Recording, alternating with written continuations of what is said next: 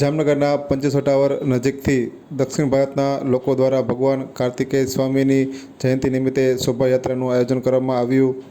જામનગરમાં દક્ષિણ ભારતના લોકો દ્વારા આજરોજ ભગવાન કાર્તિકેય સ્વામીની દર વર્ષે પરંપરાગત રીતે શોભાયાત્રા નીકળે છે. તેના ભાગરૂપે આજરોજ શહેરના પંચેશ્વર ટાવર તેમજ ટાઉન હોલ સહિતના વિસ્તારોના રાજમાર્ગો પર આ શોભાયાત્રા ફરી વળી હતી. તેમજ આ શોભાયાત્રામાં અવનવા કરતબ સાથે યુવાનો તેમજ દક્ષિણ ભારતમાં વસવાટ કરતા લોકો પરિવારજનો સાથે જોડાયા હતા.